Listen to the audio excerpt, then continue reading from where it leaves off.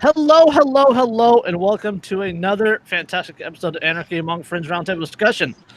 Before we get started, let me remind you that we are covered by the BitCot No Government License, which allows for the reuse and distribution of this podcast by anyone and everyone except for governments and the bludgies thereof.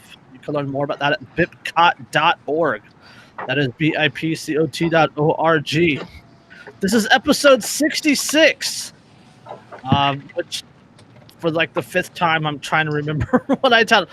Something cherries and implied cherry pies. Tijuana cherries and implied Tijuana cherry pies and implied consent. Yeah, Yes. Tijuana cherry pies and implied consent.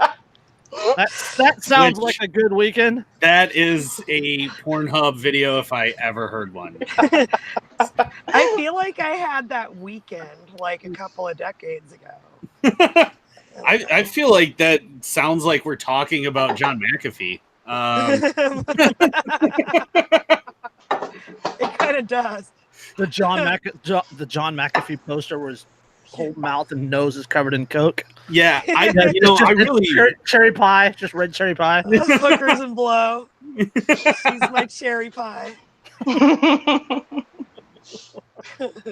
I just listened to that song the other day. It's in my come back with playlist. a warrant. Oh, see what I did there? Yeah. Oh, I see what you did there. Yeah. Only 80s and 90s kids will get it. 80s kids, really. Yeah. That was good, Andrew. I wish I didn't get that one. I got dad jokes for days, man. It was even worse when his daughter was over yesterday and today. Oh yeah, just my daughter and her. That's my dad. I did that the other day with my son. We were video chatting and he was telling me about this game that he's playing, and it's a open tier resource skills, whatever, so you can like choose your own skills. So he was like a ninja, but he also did like some bard stuff, and I was like, so you're a silent killer. And he's like, Dad, stop. By the Lindsay, way, mute your everyone mic. listening, all that noise is Lindsay cooking. Sorry, Yeah. I'm muting now. Hold on. Okay. It's not as bad as Mark's muted, but it was close. Right. Yeah, Or it's not Mark's- a truck Mark's with an truck, open window or anything else. Truck open window on a gravel road. Right. With his beard blowing across his mic. And vaping. Yeah, and vaping. Oh, I got this rock concert behind me. I hope you guys don't mind. Yeah. Don't mind me, I'm gonna- just chewing gravel.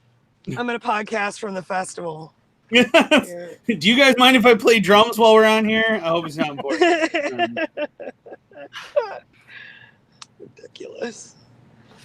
Yeah, that guy. Yeah. We miss you, Mark. Yeah, get better. Come back. Get better. And then come back. So, Minus all that other stuff, but yeah. yeah, all the noise. So let's just jump into it then. Okay. What do you guys want to start with? I don't know. Let's start with something light and then get heavy in the middle and then light again at the end. How's that sound? That sounds like cherry pie. Yeah. That's No, exactly what it sounds That really like. does sound like a cherry pie. It does. Okay. Okay. We totally did that on purpose. Industry leaders are freaking out about tariffs and clamoring for warehouses in this loophole-friendly Mexican border town. What? What? What? Yeah. What? So like smuggling, right? There's a loophole in there It's freaking out because they think it's not smuggling. right. Well, that's how they're viewing it. Is what I'm saying. Yeah. They're viewing it Yeah. as smuggling, Yeah. even though technically it's not. Yeah, even as President Donald Trump's trade war with China ramps up, some manufacturers and retailers are not moving their facilities out of China. Instead, some are taking advantage of a little-known tax law called First Sale Rule. This allows companies to significantly undercut how much they pay in tariffs. Other other e-commerce players are directly shipping to U.S. homes from Mexican warehouses where they can evade tariffs on goods that cost less than $800. Yeah. So This is not only do people from other countries come through the southern border, now goods from other countries are just kind of like walking around the tariffs. This has prompted some companies to set up warehouses in Hong Kong and Tijuana, Mexico. Insiders say retailers and manufacturers have crowded into the border town directly south of San Diego in recent months to set up warehouses that may allow them to migrate or to mitigate how much they're paying in tariffs. Surprise. Yeah, quote, buy things in China, you import them into Mexico. Manuel Diaz, the managing director of SEKO Logistics Mexicalo, a Chicago-based global logistics firm, told Business Insider. Quote, sometimes you ship your goods to Tijuana, they're very safe, and you maintain your storage there, so it's becoming a very popular market. I think that's the first time I've heard anybody say that my goods are safe in Tijuana. Yeah, no shit. I was just going to say that. Holy shit. So, yeah, they're they're using either Hong Kong or Mexico to get around the U.S. import laws or the tariffs. So China, so you buy things in China and you ship it to your warehouse in Hong Kong or Mexico and then import it to the U.S. Nice. Because it's cheaper to do all of this than to just ship it directly. And to build domestically or to pay the tariffs. Yep. Although the shortest distance between 2 points may be a straight line, it may not be the cheapest distance between 2 points. Yeah, I mean, sprinkle a little bureaucracy on there, lather, never rinse, and of course, the twisty route becomes the most efficient because that's what bureaucracy fucking does.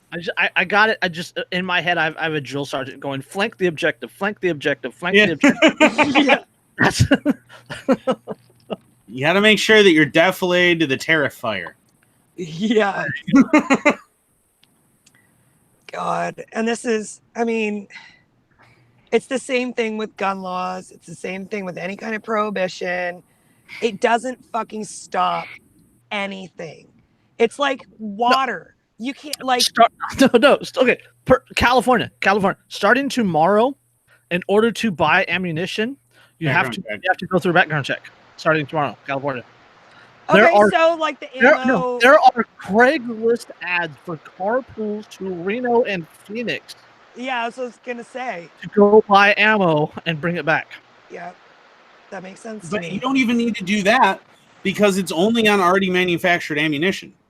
Yeah, you can buy all the components and manufacture it yourself, and it's fine. Right. Yep. So if you're a reloader, you get around it that simple, which means that there's about to be probably a bunch of reloading schools opening up in California to teach people.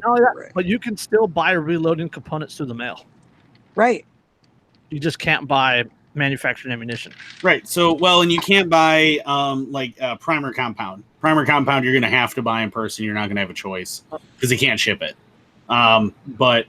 Or the smokeless powder, because they also can't ship that just directly to you. Like, no FedEx in the world is going to be like, 150 pounds of explosive? Yeah, let me go ahead and ship that right to your door. Right.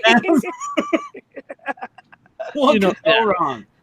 Hey, and that's the market deciding what does and doesn't cross state lines, via these postal services. Like even the private ones. There are things they will not ship, and that is their right as a business to determine what that is. You know what I mean? So the free market is actually doing more to obstruct reloaders than all the laws California could fucking come up with. Christopher says they'll ship it, but it's a $40 hazmat fee. Oh. Which makes sense. Yeah. Well, there's only so much that you can ship at any one time. I do know there's actually, they have rules. Like, you can't pack an entire FedEx truck with, smokeless powder and have that shipped to you. That's filling an entire truck with shipless powder. Yeah, meet me underneath the federal building. Yeah. I'm going to need you to just go ahead and leave it right there, if you could, in that parking space. Yeah, right? In the handicap spot right in front of the Fed. Oh, here's my shipment of nails. What a coincidence. My nail gun got here. Totally not related. In no way can that possibly have anything to do with the other. Yeah. We're all going to jail tomorrow. I was for gonna even say, we're all joking gonna go to about prison for even this I joke. was gonna say, dear, there goes any shipping to our house that isn't being opened anymore. About 90% of it was being opened, Yeah. and now 100% of it is. Yeah. Everything I was It's getting Chris's for a while. fault for telling us that. We were just going to go along in our ignorance, thinking that you couldn't ship explosives by FedEx. Apparently you can. Who knew? File that away for future reference. Yeah, future reference. Yeah, I mean, you can buy. So all you're basically doing, because people are. I mean, and California is the perfect example of that, because look at the gun laws and the way people are skirting around that, right? With the featureless rifles, and then with the mag release being the rear takedown pin on an AR. So you smack it and it breaks the action, and that drops the mag because that skirts around the law. And AR pistols. Yeah, AR pistols versus actually. Chris and I eventually we're going to do a video showing an AR pistol and an SBR and demonstrating the two so that people can see that there's zero actual appreciable difference. But pistols in California don't need a fixed mag, just because they're a pistol. So why? Slap a D60 on her and let's rock and roll. I mean, the takeaway from all of this is market demand will find a way. It always finds a way. Yeah. Prohibition is about revenue for the state and nothing more. Yeah, everybody says where there's a will, there's a way. There's also where there's a market demand, there will be a way. Yes. To figure out how to get stuff in. I mean, you see the same thing with drugs. You see the same thing with tons and tons. You see the same thing in Europe with illegal memes. Yeah. I mean, the speakeasies of the 20s, I mean, you can still visit a bunch of them around here today. Yep. You know, so the market always finds a way, no matter what the government does. Always has. Yeah, and this is the other part of the first sale doctrine. That's the law that's being used. First off, only about 2.4% of U.S. products are imported, or 2.4% of products are imported to the U.S. that way. But it says the first sale doctrine works like this. Let's say you have a blouse to produce in China. Rather than directly import your blouse from your manufacturer in China, you can arrange for an importer who is elsewhere, like Hong Kong or Mexico, to buy the blouse for less money, say $7. Then you buy the blouse for $10 from your middleman and import it to the U.S. If that blouse has, say, 25% tariff on it, you would normally pay $2.50 for the tariff on it. But thanks to first sale doctrine, the tariff charge is only $1.75. That's because you're paying the tariff on the first lower price sale of the item between yourself and your middleman. Genius. Yep. And on around. And the more they try to block that, the more convoluted it'll get. And either way, the more expensive the items that people in the United States want to buy will get. And if they manage somehow to stem the legal leaks and actually effectively make it unviable from a legal standpoint, the black market will fucking provide it. Can you imagine immigrants crossing the Rio Grande with cases of Nikes on their back instead of pot? Yeah. Yo, Holmes, check it out. I got this sweet crate of Jordans, my man. Yeah. Right. I mean, cigarette boats running Rockaware. It's Jordan. How much shoreline does this country have? This country has a shitload of fucking shoreline. Like most of our nation's border is shoreline. The vast majority of it. Well, and even don't fucking tell me people can't get goods into this country if they want. Well, yeah, and even the stuff that isn't strictly shoreline. Think about the fact that you have locks and dams that connect the Great Lakes with the Atlantic. Right. So you could. So that's all shoreline. So the Great Lakes, that's all shoreline, and then the whole East Coast, Florida, the Gulf Coast, and then the whole West Coast. So we have the border with Canada, and the border with Mexico is the only landlocked parts of the border of this nation. Yeah, there's like maybe 6 states out of 57 like that don't have some sort of water border that you could easily just ship stuff in. Yeah. I mean, I think it's probably like 12 or 13 states, maybe 11 or 12 that don't have. Well, no shit, because the Mississippi. Yeah, exactly. You got the Mississippi running right up, and that connects Right to up both Lake Superior, right? Yeah, through a few locks and dams and various canals and waterways, that connects to Lake Superior on one end and connects to the Gulf of Mexico on the other. So you have like South Dakota. So technically you could call the whole eastern United States its own continent.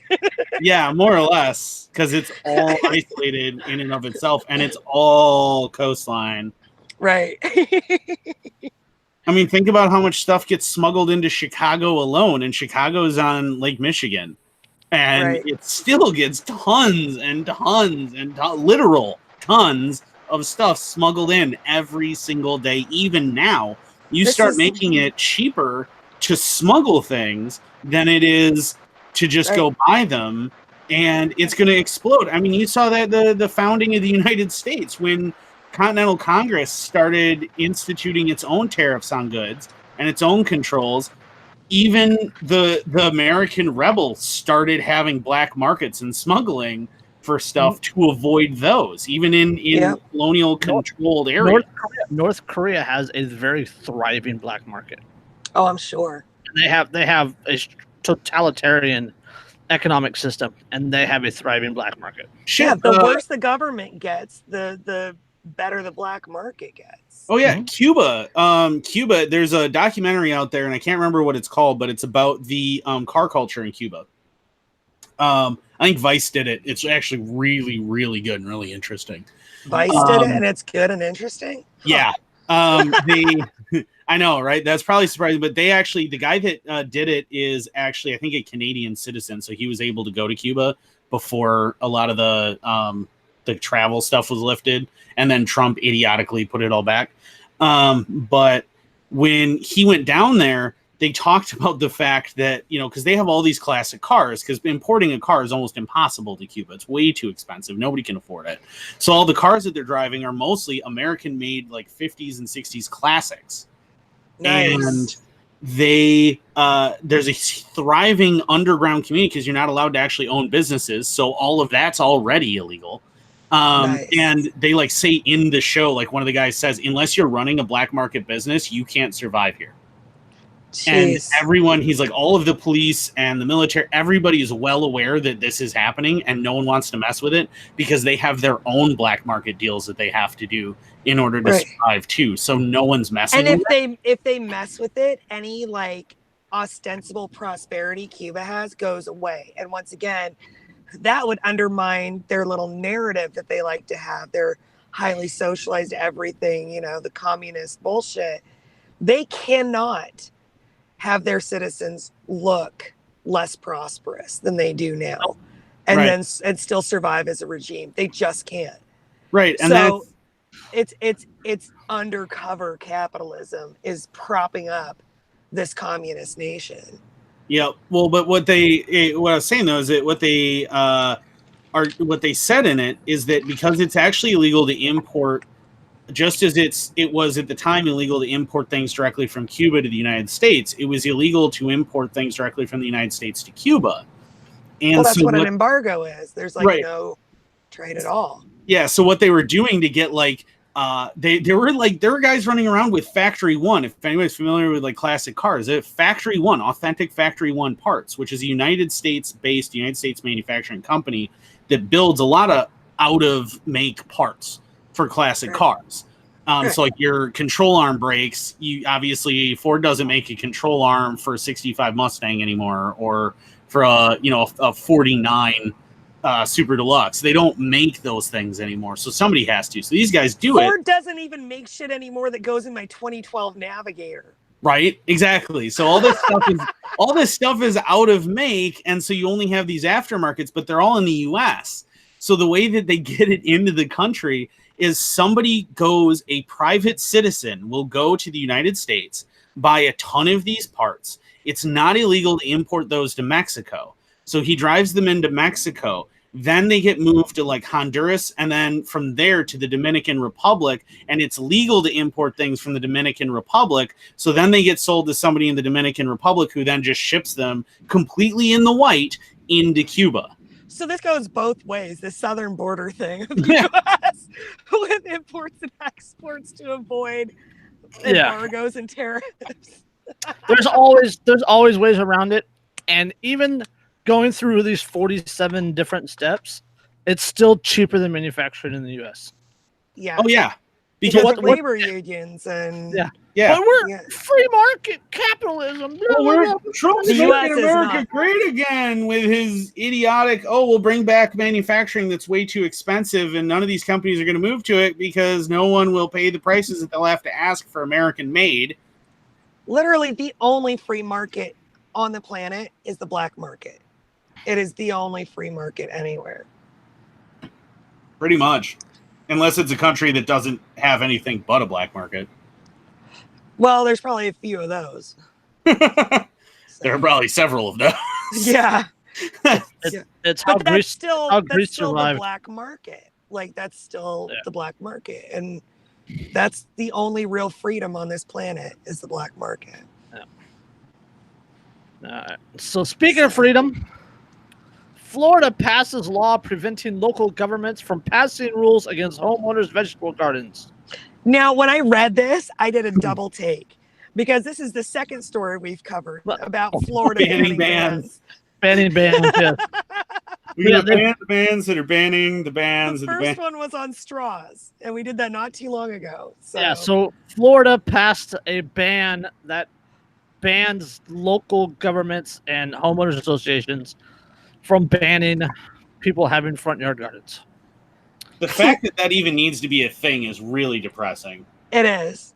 It is. So, and that goes into effect Fucking tomorrow. clown world. That goes into effect tomorrow, July 1st. So, Merrick, go plant your front yard garden with freedom. Call it a Liberty Garden. Yeah. The bill about homeowners' vegetable gardens, HB 82, stemmed from a dispute between homeowners Hermione Ricketts, Hermine, Hermine, Hermione. That's Hermione. and Lawrence Carroll and the Village of Miami Shores over the ordinance that banned front yard vegetable gardens. The couple had maintained a front yard garden for nearly 2 decades, but uprooted their vegetables when they faced the possibility of a fine. They challenged the constitutionality of the ordinance, but lost in court, with the Florida Supreme Court declining to take up the issue.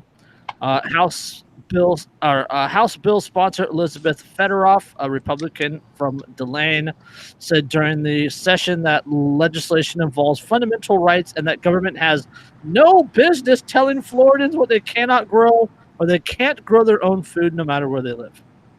Yeah. Which is funny because, like you mentioned with the Liberty Garden thing, like, wasn't that like a thing that was encouraged not that long ago? Like less than 2 generations ago, people were getting encouraged to grow their own food. Yeah. I mean, like our generation's parents, they were fucking hippies.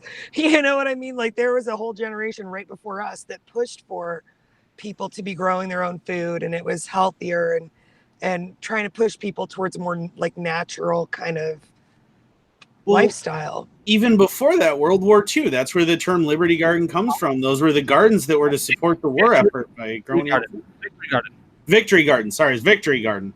Right. But I mean, those were the gardens that were supposed to, to make up for the fact that these farmers were like not tilling their fields and things because they were all busy fighting rich men's wars. Hey, Dan. Yeah, so they weren't making food, so everyone was encouraged to grow their own to make up and that was the boomers. That was the boomers' parents. Like they grew up with that. Yeah. And it's the boomers who are the ones who wanted to take away that ability from everybody.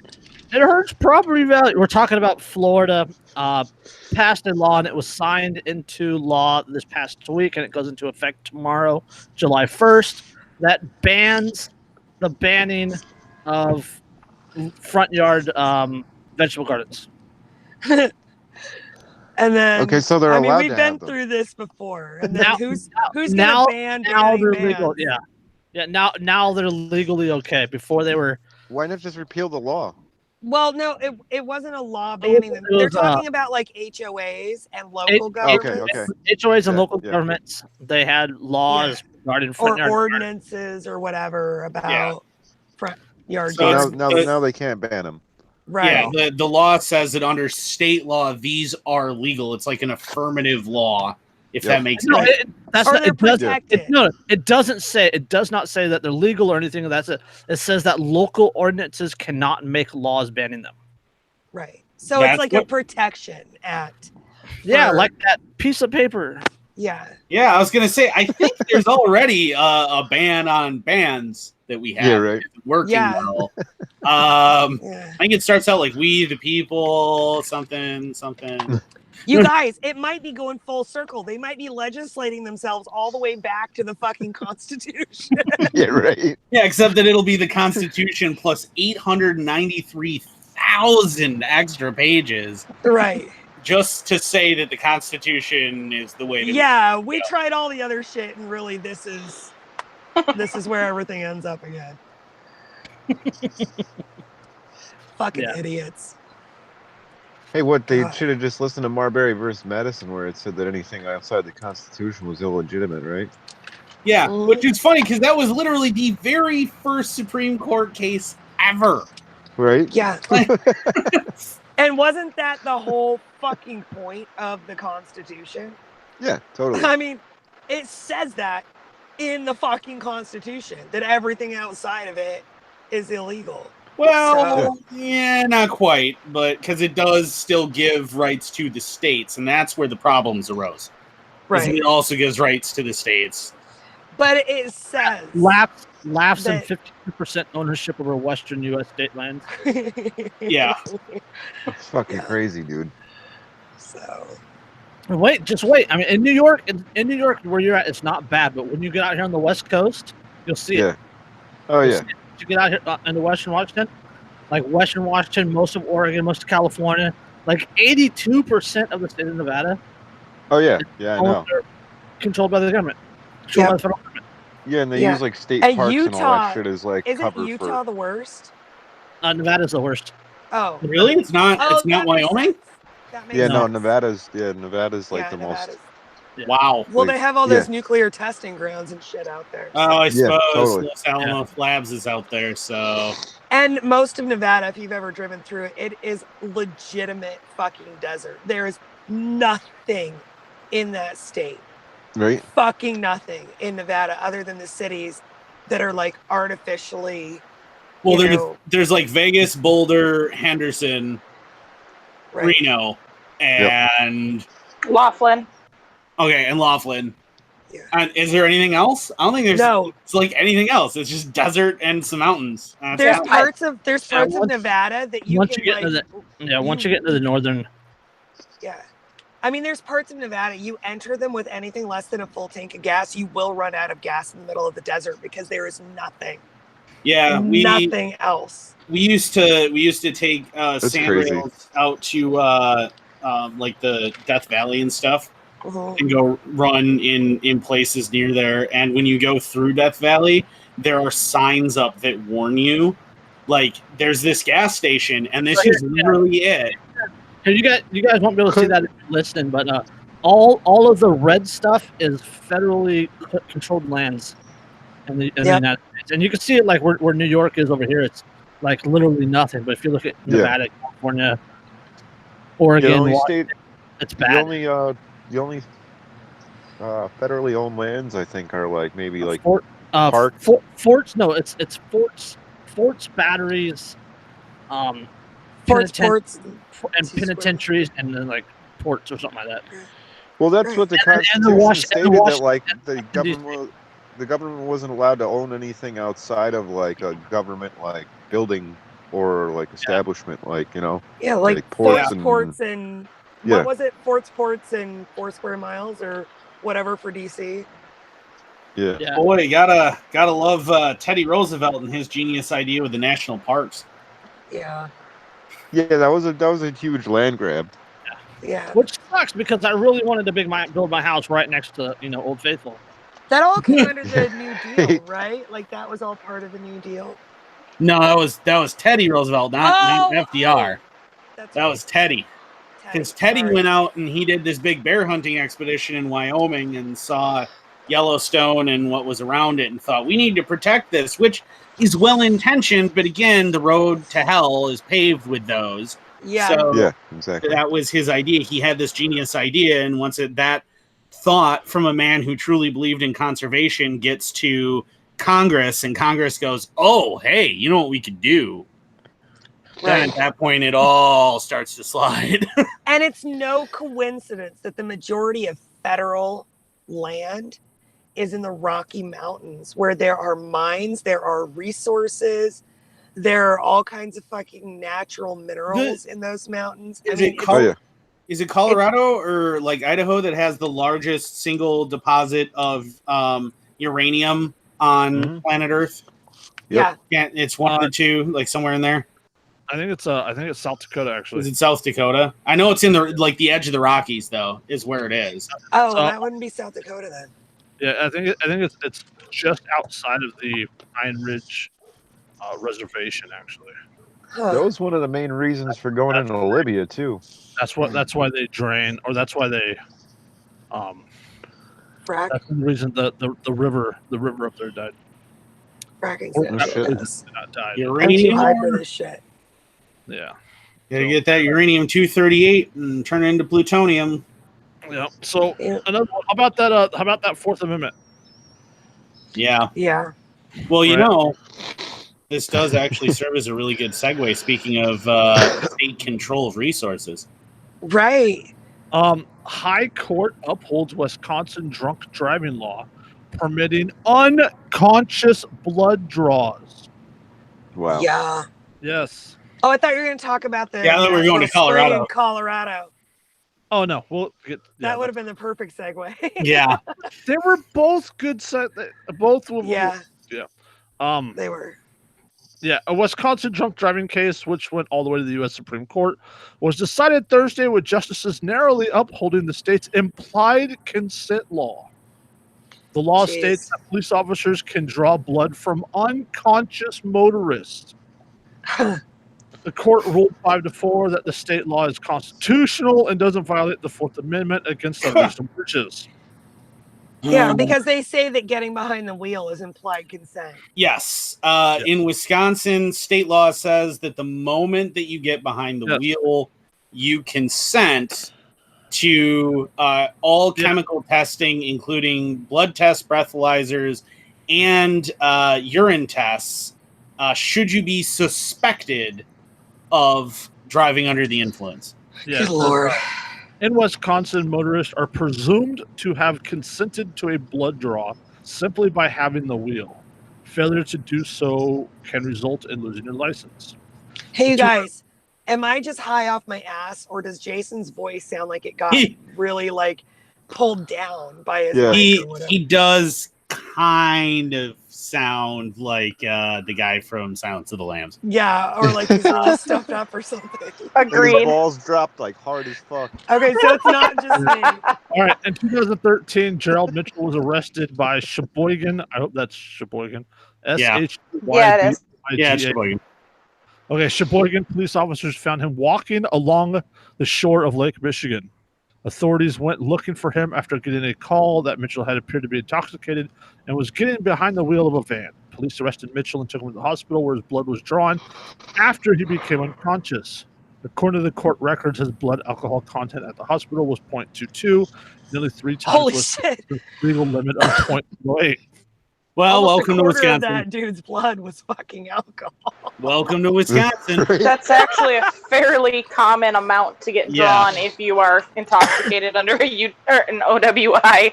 Yeah, Good Lord. Wisconsin. I mean, you gotta keep in mind too. This is in the state where we regularly have 13th offense OWIs. Wow. Yes. Yeah. Okay. Quote. An unconscious person cannot freely and voluntarily consent to a search.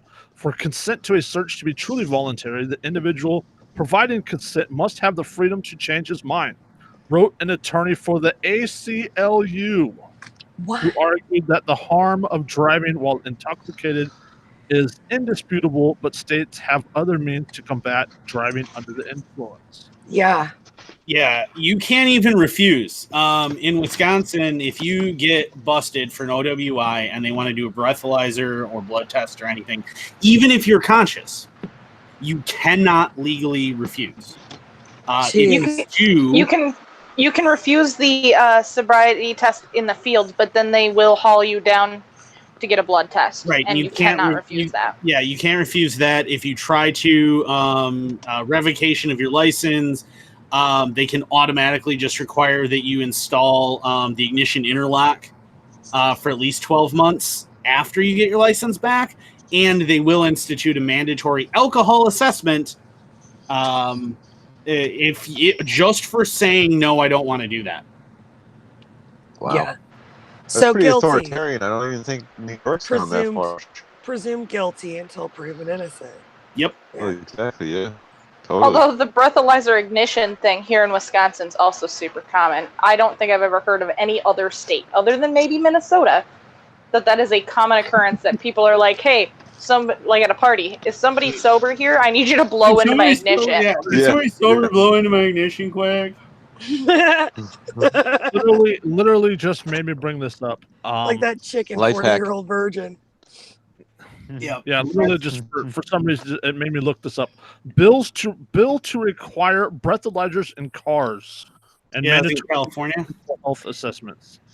No, that's like nationwide, right? Like there's a Progressive liberal Democrat, Republican Kathleen Rice, Democrat out of New York, introduced two bills that have serious constitutional implications. Her bills will encourage law enforcement into a police state mentality that is impossible to undo. So Kathleen Rice, HR 3374 bill, otherwise known as the End Drunk Driving Act, would put breathalyzers and ignition interlock devices in every new car. And Drunk Driving Act, as if that would magically end drunk driving. So yeah, make sure that the drunk people take their kids with them when they get behind the wheel. Yeah, according to the can blow in the thing. Yeah, according to the Long Island Herald, Rice wants to force auto manufacturers to put breathalyzers and ignition interlock devices in new cars by 2029. The quote, the End Drunk Driving Act would mandate that within 10 years, all cars sold nationwide come equipped with technology that would detect a driver's blood alcohol content and prevent the vehicle from moving if it is above the legal limit. What's sick is I seem to remember, I'm pretty sure it was along with this particular set of rules and stuff going in, they did a survey, and a fairly significant portion of the U.S. said, yeah, that would be absolutely acceptable. And I'd even pay the $600 it would be required to have the technology installed. Yeah, because... So fucking do it. So fucking do it right now. You don't need a law forcing other people to, though. Jesus Christ. If you think it's such a great idea, go fucking install one in your car go buy right now. Go one in your car, and what are you waiting for? I'm sure you'll get a discount on your insurance. Congratulations. Yeah, you can even buy them on the open market. Like, they're available on the open market, especially for people like if you're a family member or somebody who's like a raging alcoholic and you want to keep them from driving drunk, you can actually buy those and install them yourself. Right. Fairly simple to install to get hooked up. I'm sure you can find them on Amazon, for God's sake. You get breathalyzers on Amazon easy. Like, everybody buys them for keto. You know what I mean? Yeah. And diabetics to track their ketones and things like that. You know, I mean, you can get all this stuff. I have a breathalyzer in my little diabetes basket in the kitchen. I mean, geez. It makes sense to a point for if you're having like a new driver in the house, like you have kids that you regularly let go out at night. I would understand a parent going, I want to install one of these into my kid's car. Right. Now, the thing is that there's the other end of the spectrum, though. Making this illegal is discriminatory against like people with COPD, you know, and people with reduced lung function, people who can't. I don't know if you guys have ever breathed into a breathalyzer. I'm sure everybody here has, but like you have to have good lung function. You have to have good lung function because you have to breathe for a really long time and hard too. So it's, it's almost like, has anybody here done a lung function test? Like, Because I have like albuterol because sometimes Yes. allergies make me wheeze or whatever. So I've had to do the lung function test before. So it's like breathing into a breathalyzer is like that, but it's a smaller opening, so you're breathing a lot harder. But you got to have wind to be able to do that. So like laws like this are going to discriminate against people with reduced lung function, COPD, asthma, things like that. Asthma, no car for you. Mhm. Yeah, exactly. Well, and that's the thing is, if you can't pass an asthma test, you can't pass a breathalyzer. That's Right. plain and simple how it works. Is because of the amount of air you have to push in there. So I have enough air to be able to function and mentally drive a vehicle, but it doesn't matter because nope, sorry, can't. And then they're going to start going, okay, well, we're, if they were to pass that law, okay, well, we're going to have exceptions for if you're medically unable, which means that everyone is going to figure out a way to be deemed medically unable so that they get removed again. Yep. Like so dumb. When medical cannabis became a thing here in California, like there were literally medical cannabis doctor pop-up shops where you could walk in and talk to a guy at a fold-down table. And also, they give you a license. Yeah. Yeah. It's like a total joke. And also, I know at least 3 people right now who could fucking uninstall something like that from my car.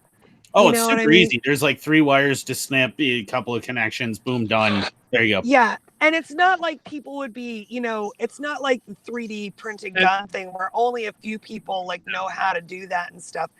Like this is, like any auto mechanic could do this. Anybody with any mechanical experience. People tear open their fucking cars and uninstall and reinstall shit all the fucking time. And here's the other thing. It's like on all new vehicles starting in 2029, right? Well, how many raging alcoholics do you know that can afford a brand new car? Yeah, not many. Yeah. And all that it'll do is especially if it's nothing but the new cars, all that means is that you now have a thriving market for used cars and for classic cars. It's the same thing as when people started worrying about computerization of their vehicles. Everyone started buying pre-fuel injection vehicles to everybody's Kelly Blue Book for private sales is about to go the fuck up. Yeah, exactly. Because now, I have a vehicle that you don't have to worry about it. Or, and the other thing is these ignition systems, they're built into the steering column, which means all I need is a new steering column to be able to rip that one out, throw the new one in. Hello, pick and pull. Yeah. Abracadabra, and now the vehicle doesn't need it anymore. People jailbreak fucking iPhones. You think they can't jailbreak their stupid ignition? Are you kidding me? Holy shit. I've sideloaded the Android onto an iPhone just to prove that I could. And here's the other point about prohibition. The people who don't need to jailbreak their cars will not. The people who need the breathalyzer will be the ones jailbreaking their fucking cars. It's just not going to accomplish anything. Well, and on top of that, think about what that does for any emergency situation. Oh, I have to rush this person to the hospital. Oh, wait, I have to blow into this thing. Now I'm delaying by precious seconds. And if I don't have enough air, possibly precious minutes. And I'm probably out of breath because I'm panicked because I'm rushing someone to the hospital. Oh, right. So you have to calm down so you can get a full breath. Like it's too ridiculous for words to. Well, that person you're trying to rush to the hospital, if they die in the process, it's just collateral damage for kind of trying to keep everyone safe. You know what I mean? Yeah. That's going to be, and it's going to happen to somebody in a civilized world. It's going to happen to somebody, and then it's going to be a fucking lawsuit.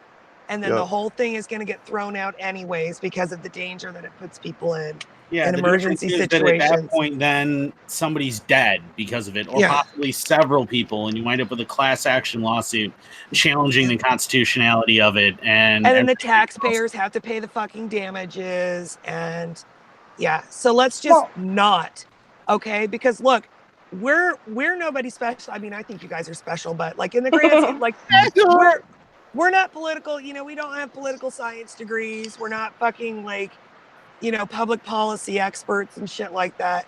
And even we can see all the fucking ways this can go wrong and will go wrong and all the problems it's going to fucking create. Well, it's kind of I'm just thinking the state of Wisconsin, nobody's going to be able to drive a car ever. Yeah, when pretty you much. when you think about it, like just back to the 70s, like they didn't even have like seatbelt laws. There was no DWIs, like any of that shit. And it was like, Right. was the issue really that bad, or was it just a way to like control people? Well, Yeah. exactly. And it doesn't stop. Look at Wisconsin's drunk driving laws. Look at other states. They're like Tennessee, your third offense, your car gets taken. Yeah, exactly. That's what I mean. It's just and it's like a revenue generating thing. Yeah, but I mean, like, it doesn't stop drunk driving. People still drive drunk. This law, the implied consent, not only does not stop drunk driving or help really in Well, we're any talking appreciable about the way. ignition breathalyzers. Right, but I mean, to circle back to what the original article is, none of this actually is going to help anything. None of it helps anything. I mean, especially in Wisconsin, where I think it's gonna cause more issues. Yep. If we've talked about this before about how safety devices and safety laws and banning things is detrimental to society, because like when people drove clunkers with lap belts and bench seats that you slid back and forth on when you hit a corner too fast. I had a boyfriend in high school that had a 69 Nova. Yeah, people drove differently then, but you get these today with a 5-point harness, and you have 37 airbags and magical unicorns that are going to keep you from getting damaged. And people drive 95 sitting cross-legged on the highway. Yep. Yeah. Oh yeah, because you have bag and a bag and a bag and a bag. So it's like, oh yeah, no, got into an accident. Yeah, no, kids. Yeah, there's no real fear. Yeah. People don't fear accidents anymore. Yeah, that's what I'm getting at. Yeah. Like if there was a safety, remove the safety devices, remove some of these laws, and let people do stupid shit and get hurt, and let everybody else hear about it. It's going to correct behavior. Yeah. Well, yeah. I mean, if they're like, think about like if you're driving a 1972 Plymouth Barracuda versus driving with its steel dash and all versus driving a 2000 Prius. Yeah, a 2000 Hyundai or some shit. Prius. Which one are you more likely to drive like an idiot in? The Prius, I guarantee you. I think we've all seen evidence of that. Yeah, I think we've all seen evidence. You don't have to worry. If there was a giant spike coming out of the center of your steering wheel aimed at your chest, you're going to pay the hell attention to people ahead of you and where they're stopping. You're going to pay attention. if I'm ever driving a Prius, you guys, I was kidnapped or I'm committing suicide. Slake was driving a Prius. Yeah.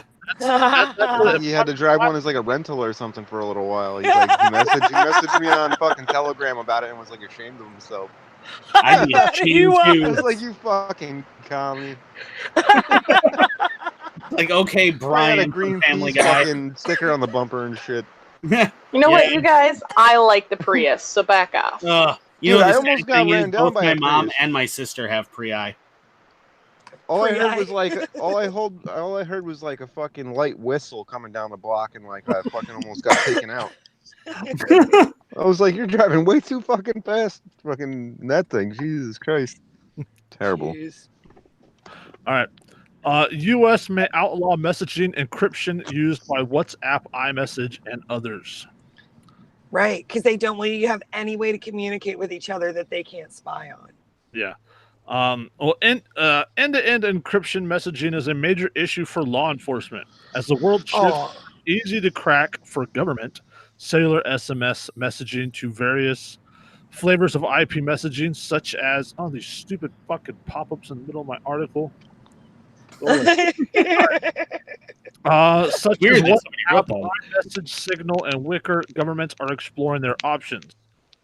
The challenge is that such services are provided by technology companies mostly based in the U.S., making them a large extent out of reach from lawmakers elsewhere. The messaging services run, quote, over the top, meaning they are not tied directly to the provider or the network or the phone, all of which means that the power broker here, most of which is iThings Tech in the U.S. government, which is why when Politico reported that, quote, senior Trump administration officials met on Wednesday to discuss whether to seek legislation prohibiting tech companies from using forms of encryption that law enforcement can't break. It was of real significance, provocative step that would reopen a long-running feud between federal authorities and Silicon Valley. That, quote, technology is moving fast and privacy needs to move with it. Joe Wallastone, the CEO of Uber security messaging platform Wicker. These are all completely legitimate, understandable, even predictable concerns coming from law enforcement and health. So yeah, what it comes down to is that things like Signal and WhatsApp, they are peer-to-peer. Signal is it's a messaging service. It's just like Facebook Messenger or Telegram, but it is encrypted from that point forward. It is literally from the time you hit send, it encrypts, is sent to the other service, unencrypts so they can read it. Right. Absolutely fantastic. And it can't be intercepted by anyone who doesn't have that specific single generation encryption key. Yes. Yes. This is what I used to do for a living. I was in cryptology in the Navy. So you know what things like PGP are, right? Mm, Pretty good protection. yeah. Right? Yeah. So email encryption. Well, and you hit what 128-bit just about, and it's virtually uncrackable Right. for encryption. So, yes, I have Signal on my phone. I use Signal. I communicate in Signal. Yeah, it's what I use. It's what me and Molly have been using since I got kicked off Facebook. I need to get it. Signal. Yeah. Signal. I haven't used it because I don't really message anybody. So Yeah. I got nobody to I talk. leave messages sitting for days, and I kind of feel like an asshole about it, but you know, I don't know. I just for some reason my eyes slide over my messenger notifications. Signal is a lot like Telegram, but it's more encrypted. Right. It's created by Whisper Labs, which is run by a crypto anarchist. Right. So that Nice. tells you right there. So. Nice. Well, you know, the funny thing about this law is the proposed laws from Trump is it's already unconstitutional. Ignoring most laws are. Right, but I mean this one very, very recently, 2013 recently, the Supreme Court in Riley versus California has already ruled on this. They said that it was a combination of cases. It was two cases. They lumped it together. But they already said that the only way that that encryption is, the right to have things encrypted is already constitutional, and law enforcement can't even ask you to decrypt and is not even allowed to decrypt without a warrant. Chief Justice John Roberts actually said in his majority opinion, and by the way, fun fact, that case was completely unanimous. Huh. Completely unanimous that they had Which to is have a warrant odd to demand that you break your encryption. What? That's something Yeah. else. That's a big deal, having a completely unanimous Supreme Court Wasn't- decision. Yeah. Wasn't that one the one where the guy, or they had gotten a hold of the guy's iPhone and they Yes. refused? Yep. He It was refused that to case? unlock it. Yep, it was the Apple iPhone, and he refused to unlock it, and it Apple also refused to unlock it. Yep, Apple also said screw you, no. And That's why I don't have fingerprint ID. I don't Yep. do fingerprint ID on any of my Apple products because Yeah, or the what is to facial stop recognition them? one. Yeah, what is to stop them from fucking knocking me unconscious and using my thumb to unlock it? oh gee, implied consent. Again. There we go. We're back yeah. to that, aren't we? But John Roberts said in his majority opinion, which is incredibly long, and I have actually read through the entire thing, and it's really boring. But he did say, quote, "We cannot deny that our decision today will have an impact on the ability of law enforcement to combat crime. However, cell phones have become important tools in facilitating coordination and communication among members of criminal enterprises and can provide value-incriminating information about dangerous criminals. Unfortunately, privacy comes at a cost." And that was one of the things that he had said. He also said, I'm trying to find it, one of his other quotes that's really, really good, where he did I lose track of it? I might have. And he said that rules that strike the right balance for physical papers and analog telephones do not work when applied in the digital world. To ignore this obvious point is like saying a ride on horseback is materially indistinguishable from a flight to the moon. Right. So what he's saying is that just because it's more technologically advanced doesn't mean that you don't get your right to privacy anymore. It doesn't mean exactly. the Constitution doesn't apply anymore.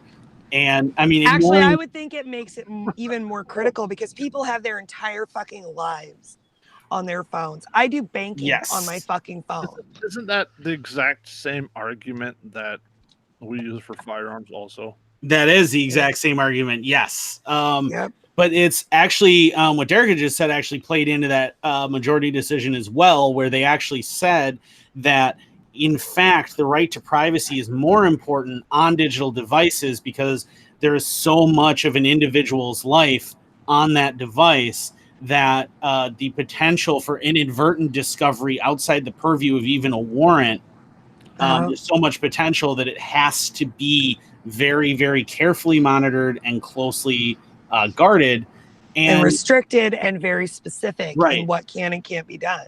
And the Roberts actually invokes both the Fourth and Fifth Amendments on it. He includes the Fifth Amendment stating that they cannot compel you to provide the encryption key and the ability to get in if it would incriminate you, because doing so is self-incrimination. Exactly. And this is only 6 years ago, and now how many of us don't have like a pic on our phone of us fucking taking a huge bong rip in a prohibition state, and we never posted it because we live in a prohibition state. But you know what I mean? Like, well, I don't. I don't. Well, I'd use that as an example. I probably don't either. But I mean, like, you know, people, they have something on there. You know, nudes or something. Whatever. Well, yeah, I don't necessarily want to get arrested and then wind up with the cops staring at pictures of my girlfriend's butthole. You know, right? Or like it goes back to that article that we had talked about a few weeks ago, where the kid got arrested and charged as a sex offender for pictures of himself when he was underage. Yes. Yep. Yes. Who knows what I have on my phone that would be self-incriminating? I probably don't even know what's on my phone that's self-incriminating. And it ties to that book, 3 Felonies a Day. I mean, there are so many laws, and there's that new Supreme Court ruling that ignorance of the law actually is a justifiable defense now. Or what happens? Yeah.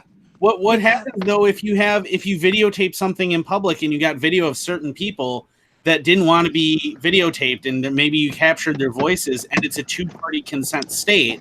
You technically committed a wiretapping felony, right? Inadvertently, that they're now able to charge you with if they can get in and if they can view those encrypted videos or that encrypted message. And it's so innocuous. I mean, who doesn't take a video of their kid in the park, you know, and love it and keep it on their phone and love it because their kid did something really cute, but there's other people in the video and other voices and things like that. I mean, there's no way to, I mean, you could have, you know, a video that you put some copyrighted music to and just keep it for your own amusement or whatever.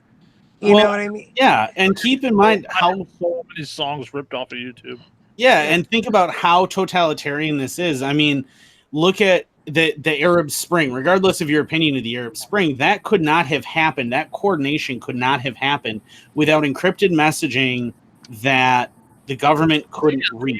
They used WhatsApp, right? Yeah, they used WhatsApp to be able to coordinate things. That's what they're afraid of. Yeah, and that's exactly what this law is about. This isn't about, oh, well, we're worried about criminal activity. It's we're worried about them possibly people being able to coordinate the boogaloo well, and we can't interfere, and we don't know, and we're not predicting it. That's what concern. We're worried about sedition, and sedition. That phrase has always amused me because obviously, I mean, as an anarchist, you look at it and think it's the most ridiculous thing in the world. I mean, like, statists get all fucking scared about the word sedition, but holy shit, what organizing opposition to the ruling fucking gang, criminal gang, like that's against the law, obviously, because they are the fucking law. Isn't that literally like every election? Yeah, you would think, right? Yeah, basically. I mean, if you any fucking grassroots political organization, anything that goes against what is currently set on fucking magic paper with magic ink, you know, even taking something to the Supreme Court is fucking sedition technically.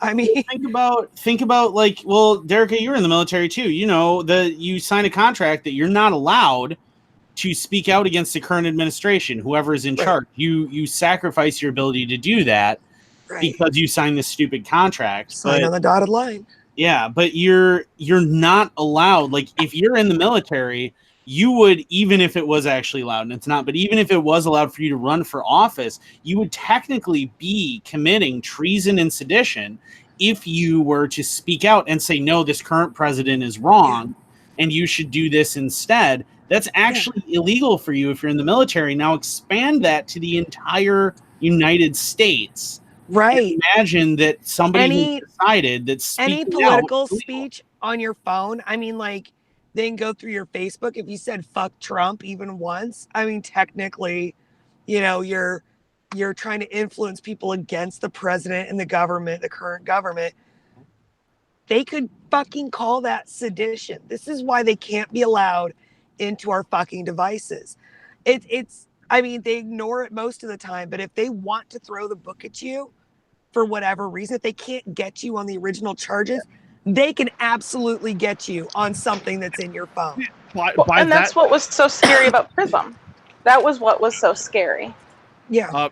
Well, they have like data mining collection on every fucking buddy, and it's like they like their system, the way they have it set up, from my understanding, is that they have to like a certain extent. They have a Google Earth on every single individual on the planet that, you know, operates in the digital realm, and they have all their transactions, all like, you know, where they've been, like by tracking them through their phone, internet activity, where the posts were made, all that shit, like down to the very like finest details. So that's why I try to start every single phone conversation I have with my friends with bomb president a la airplane. Nail every keyword. Now you're listening and you get to be bored out of your fucking skulls. Fuck yeah, you, right. asses. Because I'm talking to my mother and I'm talking about my fucking bowel movements. Congratulations, NSA. Where you hit pro level is right before you masturbate in front of a webcam. Make sure you say those into the microphone. Nice. Right. And you stare them dead in the eyes while you fucking crank one out. Yeah. Exactly. Heavy eye contact. Heavy fucking eye contact. You don't even blink. NSA. Oh, NSA. That's right. Analyze me. Good job. Our analyst now is freaked out.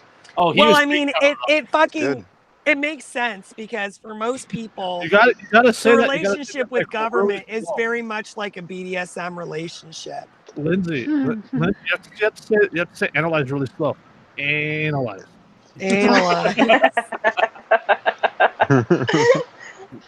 Like, people don't get it, but we are all the fucking gimps. We are. Yep.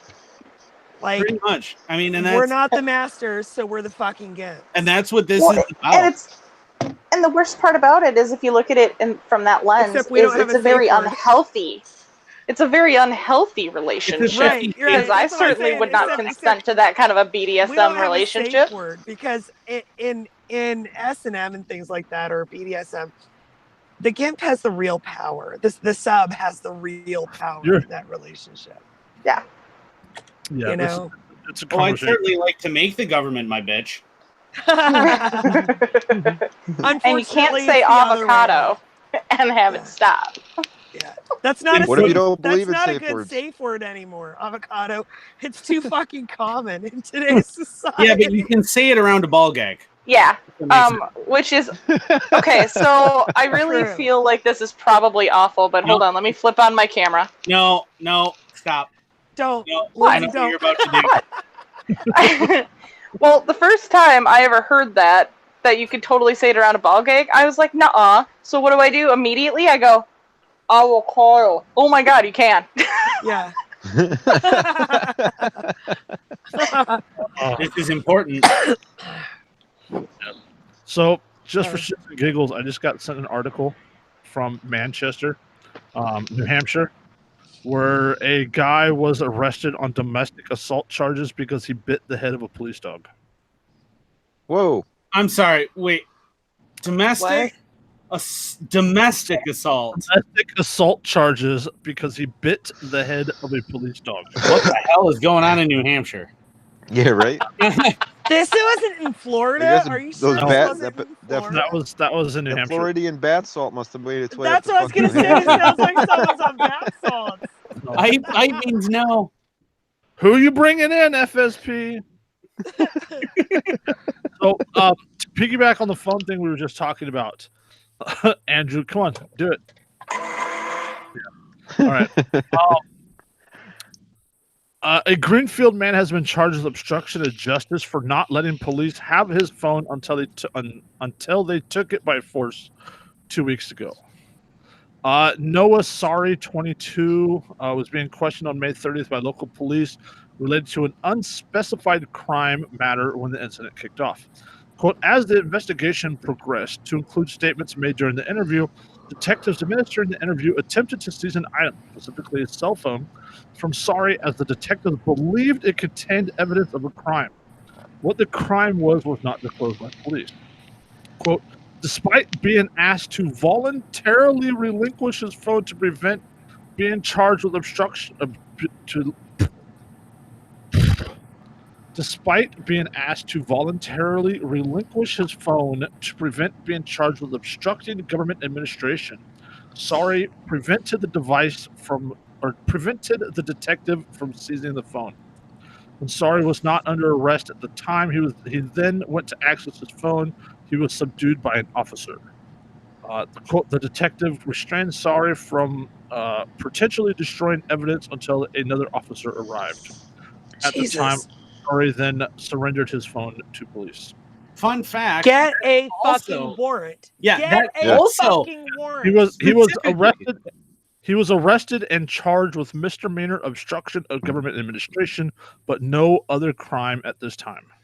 Yeah, Now, and if that's he had said, get a fucking warrant, they would not have been able to charge him. You have to know the code. It's the magic words. Yeah. so. Not only that, or let me talk to my lawyer before fucking Yeah. anything. Wait, did he have the phone on him at the time? Well, Yes, I would it was assume his so. phone. It was on him. That makes things a little more complicated. But I was going to say, actually, Riley v. California also addresses that because those two cases, the first one was about encryption and the Apple thing. The second one was actually about the cell phone specifically, where they attempted to compel the defendant to provide his cell phone unlocked for them to look through without a warrant.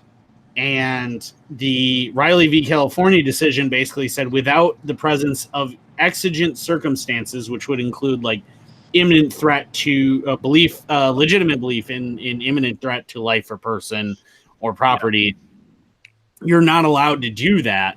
However, it did also provide that what does it say? Something about if you have it on you, they can confiscate the phone, but if it's locked, they're not allowed to force you to unlock it. Right. So it's kind of like it's there's no purpose behind them like needing to seize the phone if they can't fucking unlock it, Right. unless they just want to be Precisely. dicks. To Well, deny unless they think you're going to destroy evidence and that they're Yeah, at yeah. least like Yeah, not on but- my watch. and then they can also confiscate it and put it in evidence and just leave it there. And not But at the same Yeah. time, isn't the whole like unlawful arrests I mean, gonna they're fall into this too? they're Because welcome how to- can you charge somebody for impeding an something you think they investigation might have- Yeah. that they're not even charging you for something? It's And they're they don't have a literally begging crime. The question. They're literally begging the like- question. It's like when your only charge is resisting arrest. Right. Yeah, it's the fucking Mobius strip of charges. Yeah. It's literally it's like probable cause, right? Which is like the lowest legal denominator type of thing. Yeah, if you're Yeah, and it's resisting totally arrest, subjective, too. you must be in the wrong. Well, no, motherfucker. I just know you that I'm not in the wrong, and Yeah, then we you don't have are. anything else to arrest you on, so we're going to arrest you It's on just this. a matter of challenging their catch-all. authority and the fact that you dared to. Yeah, I mean, they're welcome to confiscate my phone and just put it in evidence and just fucking leave it there forever, because I have fucking family sharing and shit, and I can erase my iPhone remotely from one of my kids' phones. So Yeah. I was gonna say that's also Yeah. kind of a good thing to have on your phone, is something that you can remotely erase it. Well, Yep. and this all ties back again to it's actually the Find My iPhone app, by the way, people. The Find My iPhone app that is on all Apple products. It lets you remotely erase your phone. Yeah, and it's For Chimmel v. California, which is from clear back in 1969. Actually laid the groundwork for most of the existing search incident to arrest doctrine. Police officers in that case arrested Chimmel inside his home and proceeded to search his entire 3-bedroom house, including the attic and garage. In particular rooms, they also looked through the contents of the drawers. The court basically said that while it was reasonable for the arresting officer to search the person themselves to be sure that they didn't have any weapons or knives or anything else, it was not reasonable for them to search the rest of the home. No. In 2013, in Riley v. California, this was also applied by Roberts, where he, in his majority opinion, where he actually said that a cell phone is the same thing as a 3-bedroom house. You can take it off of him as part of your arrest, and that's totally reasonable because you're just removing all of the possible contraband he might have. However, you're not allowed to then search through those. It's like a filing cabinet in your fucking pocket. Right. Only it's more detailed. It has more information about your life on it. Right. And a lot of this is going back, and I can't remember the case offhand, but a lot of this is going back to, there was a Supreme Court case where the Supreme Court justices ruled that if you had, say, a combination locked safe, the police could not compel you to provide the combination to that safe. It's the exact same thing as your fucking passcode on your phone. Right. And that's what they're applying it to, is the exact same thing. So, I mean, even ignoring the anarchist perspective, this is just absurd and retarded. It's right. Within U.S. law itself, all of this has already been ruled on, already been covered, and already been declared unconstitutional. We've already been through this. And yet police departments are still trying to fucking do it. Right, because how's that protecting and serving working out for you, America? Right, because speaking of Supreme Court cases, remember the Supreme Court ruled that police having an ignorance of the law is an excuse, even if citizens having an ignorance of the law is not an excuse. Yeah. That's what you get when you sue for the right to not hire high IQ individuals. I was just going to bring that up. Because we're high IQ individuals. And it's what you get when all of your training of police revolves around escalation of force instead of revolving around what the law actually is and what it isn't. A bunch of suggestions. Yeah. I mean, they're more like guidelines. If you're gonna have police, they should all be required to have a fucking law degree. Yeah. All right. Feds announced they will stop regulating the number of cherries and cherry pies. Yay! Applause, everyone. Oh, wait, before we get into this really quick, I wanted to touch on this topic because somebody made a post on Instagram that I saw about I guess there's a protest in Portland today by Antifa, and they had attacked a gay Asian conservative guy. Yeah, but they're calling the fucking peaceful loggers that surrounded the Capitol. They're calling them domestic terrorists. The Asian guy, he's a reporter. Yeah, and he was actually there as a reporter. Yeah, he was part of the Proud Boys. And I heard they were throwing what people thought were milkshakes, but it was quick dry concrete. Milkshake with a quickcrete, yeah. Jeez. Yeah, and then on top of that, somebody intercepted one of those their messages or whatever, talking about the next upcoming protest about free speech or something. They were talking about throwing muriatic acid in people's faces. Oh my God. Yeah, so you're talking about a serious escalation where people are going to feel that they need to defend themselves with violence. So it's and yet, Antifa, I don't believe, is not classified as a domestic terrorist group. No, because they are now. Yeah, I think they are. Well, they might be. I don't know. Extremists, yes. I think they're extremists, but not terrorists. Extremists as on the DHS extremists, but I don't think they're terrorists now. Yeah, Yeah. I don't think they actually count, which is awful ironic because, I mean, you consider how the left, what we were talking about before the show, how the left is trying to worm its way into absolutely everything that they possibly can and make their speech okay and everyone else's speech is wrong and evil and everything else. So they're And allowed it's to do extremism. Yeah. Yeah. Yeah, Well, that's they're how you creating- radicalize they're people in another creating- direction, though, too. That's the dangerous part. Right. Yeah. Well, all of it's dangerous. They're creating, literally, I mean, like, first person experience here. They are creating echo chambers in Oh, yeah. federal agencies and federal law enforcement agencies. They are like the higher echelons in DC, the policymakers. They are creating fucking liberal echo chambers in those agencies, and they are driving out anyone who disagrees with them. And that's a really dangerous fucking recipe for America. Well, it's kind of like how Look, Bolshevism I'm started. an anarchist. I don't believe in government to begin with, but and maybe this hastens the collapse of the government or whatever. I don't know, but Americans, like statists, should be fucking furious Oh, yeah. about this. There are no yeah. checks and balances anymore. None. They actually, just FYI, I did just double check if Antifa is categorized as a terrorist group, and it has been officially Yeah, 2000. classified as a domestic terrorist group. Yeah, Oh, okay. and right-wing nationalists since 2016. So Yep. 2017 for Antifa, 2016 for people like. Well, and think about this. I mean, you know, this ties right into that whole thing with the one of the dangers of government, which is that the bludgeon that you fashion today against your enemy is going to be used Against you tomorrow. as the club that kills you tomorrow. Mhm. And we're seeing that now with, I mean, on both sides, where a lot of the things that happened when Obama was in office and when the left had power are now biting the right in the ass, and the right, and they did a lot of things. I mean, look at what they did under Reagan. Look at what they did under Bush Sr. Look at what they did under GW. Yeah. I mean, yeah.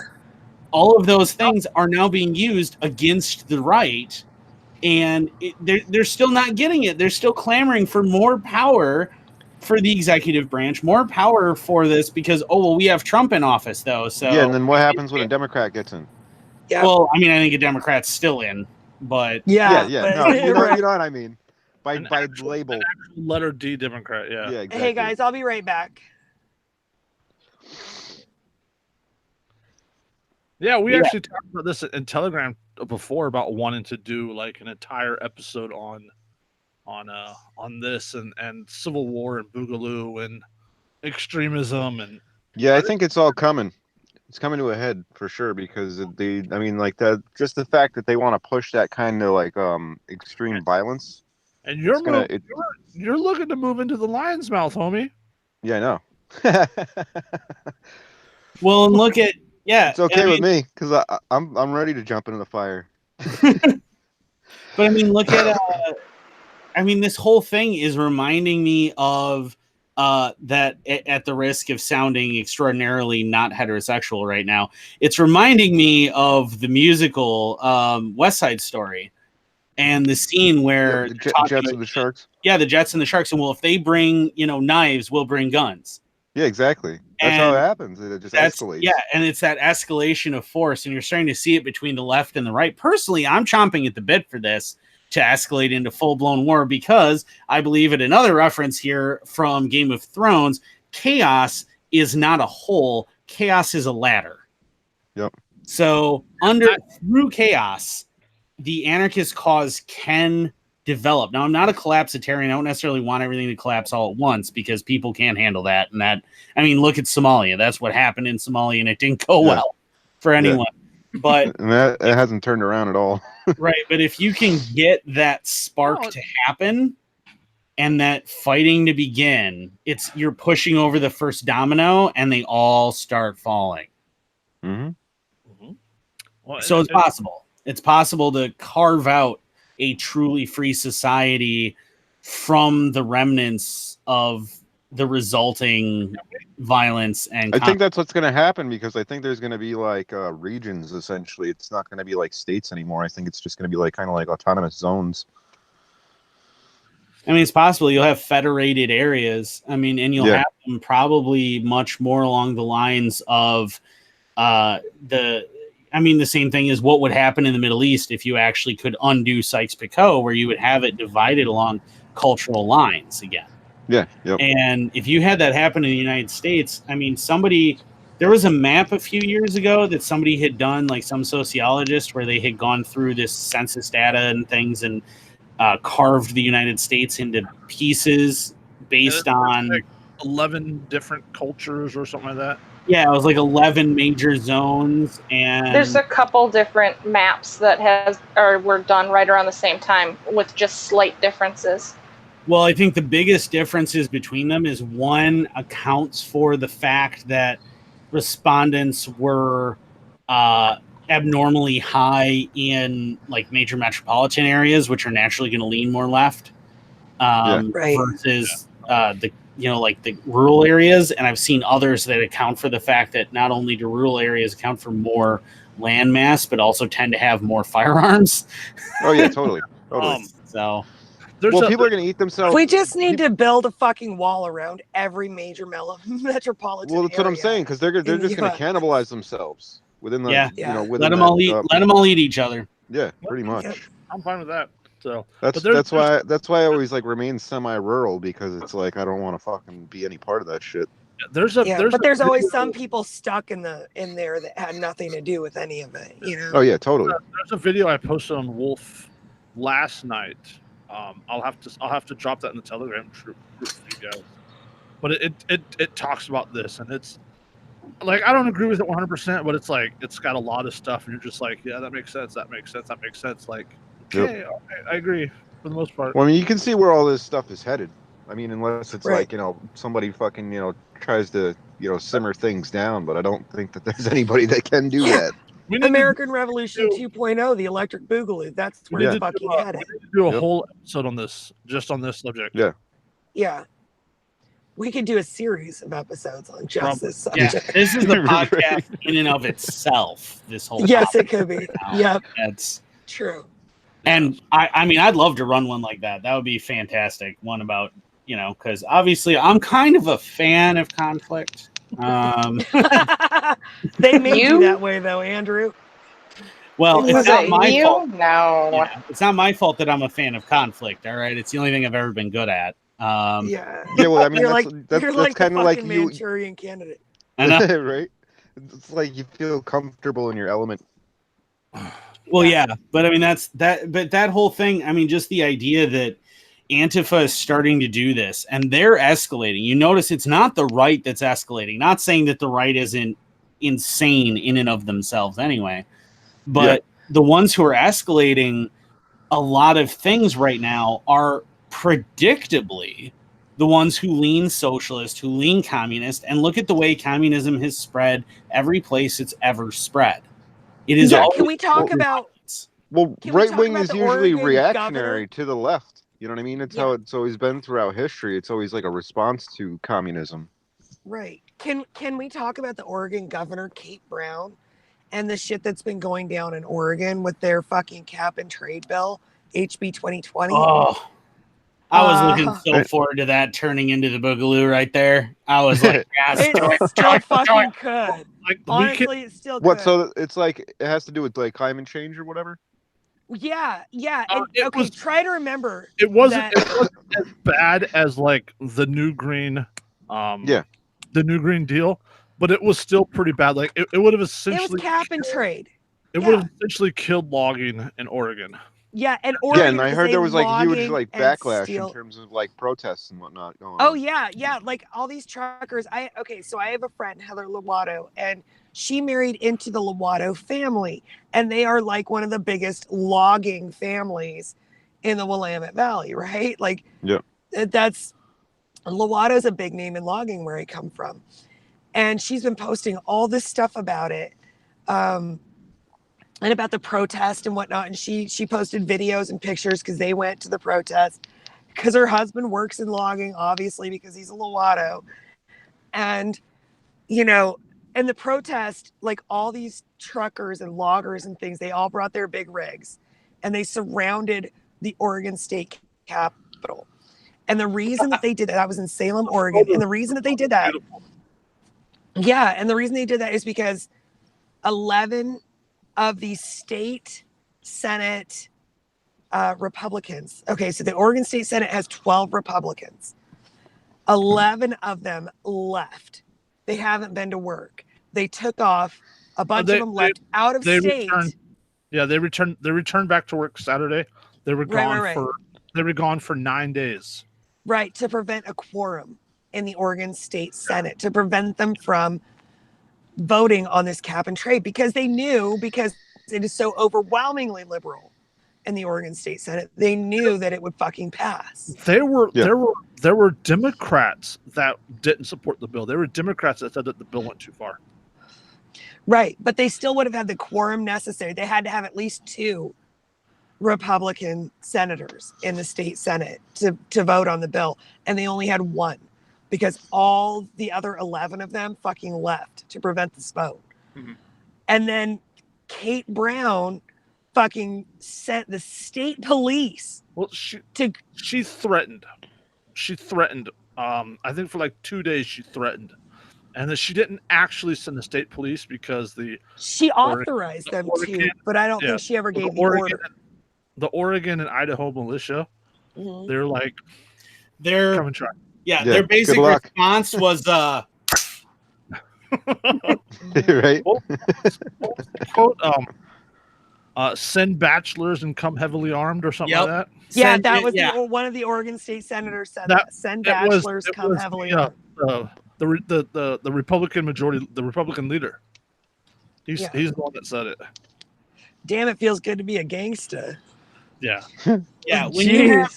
When you have actual like lawmakers, they're going, no, please, I'm begging you. You know what? I haven't really had a lot of opportunity. I mean, it's cited in, but I really haven't verified. If you could go ahead and do that, that would be great. What he said was essentially, I wish a motherfucker would. Yeah. Yeah. You know what I mean? Yep. Yeah. And I think that American society in general is at a tipping point. Oh, yeah, One thing, if she had sent the state police after them and that guy had resisted and there was some kind of shootout, that could have set off a powder keg. Enough. Yeah. It really could have. I really think that it could have. Shit's getting really bad in Oregon. If you guys remember the Portland's a total like shithole, man. It makes me so sad to see what it's become. Like Antifa took over the Portland City Council and shit. Oh yeah. The Bend City Council. Yeah, and I really don't want to see that start in Oregon just because I have 2 daughters in Oregon. And like the other one, all of my family is in Oregon. Yeah, you guys remember the Hammonds, right? The farmers that went to jail. Yeah. Right. Yep. That was the reason for the whole Mauer Wildlife Refuge occupation. Over grazing rights and stuff, right? Well, no. What is they had? Oh no, that was they had along with their ownership, along with their grazing rights, they had water rights and all this other stuff, and the state was trying to take over part of their water for the preserve, and they tried to fence them out and all this other stuff, and then. And then there was a fire, that's a wildfire that started, and the Hammonds ended up lighting a backfire. Well, the backfire burnt like under their fence, and did like a 1 acre burn of quote state land, and that's what they sent them to jail for. For stopping a fucking wildfire. Yeah, domestic terrorism charges because it was federal property. Wow. So that they went to jail and all that good stuff, and they were in there for a while, and then Trump pardoned them and whatnot. And what did the Hammonds do? They went right back to the BLM and got a grazing permit. Yeah. Right. They went right back to the government and begged for permission for a grazing permit. Yeah. So they got their. Lavoie got fucking killed over that whole thing. Yeah, and there's now evidence with Lavoie that might have been even planned. It might have been an assassination. Oh, it totally was. But, so they got their permit, right? We've all been saying that since it fucking happened. Oh yeah, yeah. But I mean, there's like hardcore evidence now Well, I mean, might he reached for his side because he got shot, and they tried to say he was reaching for a gun, and then they just fucking unloaded on him. Yeah, reaching with his right hand when he's left-handed. Yeah. Well, Anyway, he got the they got the permit, and they went like to start ranching again. And an independent, non-profit environmental organization filed a grievance against the Hammonds because they were bad land stewards. And then the federal government pulled their grazing permits. Okay, environmentalist groups wouldn't know land stewardship if it fucking slapped them in the face and raped them in the ass. I mean, I have to say, these environmentalist groups are so out of touch with what land stewardship really fucking looks like. They have no fucking clue. I mean, how do they even complain? They don't know what they're fucking talking about.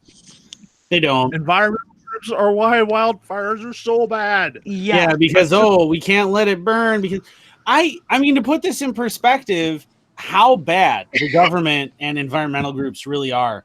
My mom pointed out she in one of the local state parks. It's right next to where my mom lives. It's I want to say Perot. No, Nelson Dewey. That's what it is. It's Nelson Dewey State Park. So Nelson Dewey State Park is like right at the top of the ridge where my mom lives, just below. And they have at the state park, like the check-in things, they have these little things where you can grab the newsletters that the DNR puts out. It's Department of Natural Resources. Anybody who lives in a state where they call it fishing game. They had an article in there talking about how they needed to figure out how to kill all of the earthworms in a 12-acre area so that they would stop eating all of this plant life to give these tiny new plants a chance to replace the established woods. That is literally the most retarded fucking thing you could possibly do in any given environment is eradicate the fucking earthworms. Are you shitting me? They thought that was a good idea. Yeah, because their argument was, oh no, these aren't normal earthworms. These are Russian earthworms. They're not native. But do they still perform the same function identically? As worms? Identically. Good. Worms make healthy soil for those that aren't in the know. Wait, so you said they're Russian earthworms? People literally buy earthworms to put in their fucking gardens. Yeah. Did you say they're Russian earthworms? Yeah, it was like they're Russian or something, like some like northeastern European, Eurasian country. Well, I could understand then because they don't want any more collusion. It's the collusion that's keeping the smaller plants out. I knew he was going there. I did too. As soon as the word Russian came out of my mouth, I'm like, so he's gonna make a whole podcast on this issue, guys. We really do. Like a whole set podcast on this issue. But we got like 10 minutes left, and I really want to get to this article because it is so stupid.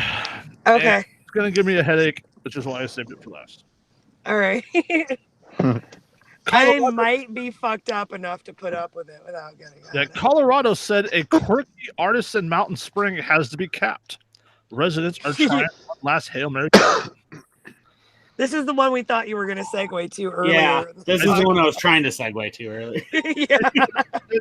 Okay. Nearly 3 months after the deadline, state officials set to cap it.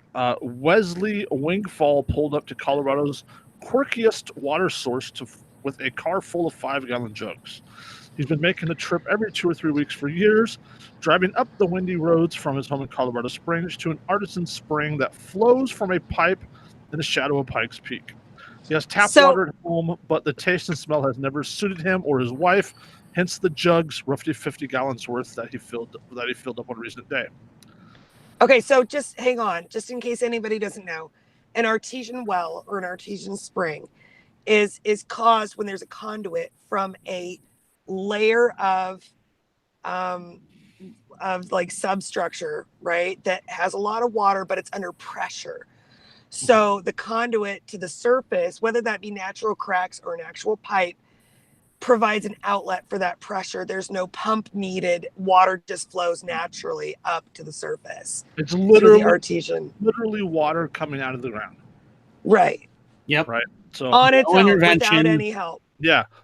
Quote, this is the absolute best thing that ever happened to us since we moved here, being able to find some fresh mountain water. But it's Yum. water that technically is not legal for anyone to take. Under Colorado's strict system of water rights and appropriations, every water use needs an official stamp of approval. Nothing comes free. Well, Good God. Within this system, the springs at Gillette Flats, just a few miles outside the gaming town of Cripple Creek, is a glitch. There is no water right for it, no legal decree, no one claims ownership over it. No one can even say who stuck the pipe into the ground to harness it, or when. There is perhaps nothing like it in Colorado. Last year, amid historically dry conditions, state officials said the spring would have to be capped unless residents could come up with a plan to make it legal. People taking the water from the spring were robbing the water right holders downstream, state officials claimed. Yeah, that actually ties in. I'll let you do the. I actually have done a ton of research on this. So tense meetings and feverish planning, and residents of Teller County and beyond said that they felt the state was trying to take away part of Colorado's mountain heritage. And now, months after the April 1st deadline, the state set to cap the spring, residents are still trying to Hail Mary, one that currently seems hung up in the winds of bureaucracy, unclear whether it will land. Residents said they have a plan to bring the spring into Colorado's water system, but state water officials say the plan falls short. Water officials say they are working with the Colorado Department of Transportation to remove a stock tank that captures the water from the spring, which sits on a silver CDOT right-of-way next to Colorado 57. CDOT says it's waiting to hear what comes of residents' efforts to preserve the spring. Residents say they can't move forward with a plan because of the CDO requirement for anyone working on agency property to carry $1 million of liability insurance. In the meantime, dozens of people a day continue to stop at the spring to fill up the jugs, both large and small. Maybe their last drops of free water. Yeah, and it's the bizarre quirks of Colorado state law are actually not even just state law, but Colorado constitutional law. So in 1861, that's how far back this clusterfuck goes. So here's a picture of the stock tank, right? You see the pipe on the side here? That's all the water coming out. It's not a lot of water. We're not talking about a big, huge creek. We're not talking about hundreds of gallons an hour, 100 gallons a minute. We're not talking about a huge flow. We're talking about just a tiny little. A trickle. Yeah. So Like a a running trickle to faucet. keep the water circulating in a stock tank. Yes. To give you some background on this, so in Colorado in 1861, as they're drafting their constitution, their state constitution, they rejected what's called riparian water law, or riparian. I don't know. I've only ever read it. I've never heard it pronounced. Yeah, riparian. Riparian. Okay, so riparian water law, which is pretty traditional for eastern states because and like midwestern states. Riparian is the zone around a water source that uses that water source to grow. So Okay. like the banks of a creek plus like 25 feet. The banks of a river plus like 100 feet. The larger it is, the more the riparian zone is.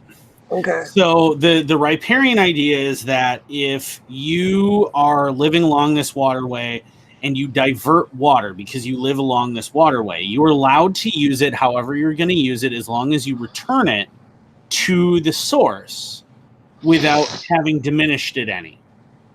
Because the people downstream of you also deserve the same right to the same amount of water. So in order So like to not water interfere- wheels and hydroelectrics and things like right, that. or if you're going to run like a small creek into your land, as long as it runs back and it's the same amount of water, it's okay. As long as that water hasn't been like tainted, right? Okay. Because the idea is that everyone along that waterway gets the exact same rights to the water as everyone up the waterway. I mean, everybody does, right? And that's the idea. Yeah. But the problem is that Colorado, being high desert, it gets like what, 21 inches of rainfall a year on average, something like that. And that's it. Parts of Colorado, the southern part of Colorado, it's high desert. The northern part where the Rockies are, Denver, whatnot, they got like 700% snowfall this year. Yeah. And I mean, they that still snow get a lot of melts, water. and there's a robust like river system, and Right, stuff but it coming out of the averages mountains. to fairly scarce water where it's considered farmable, in particular arable land.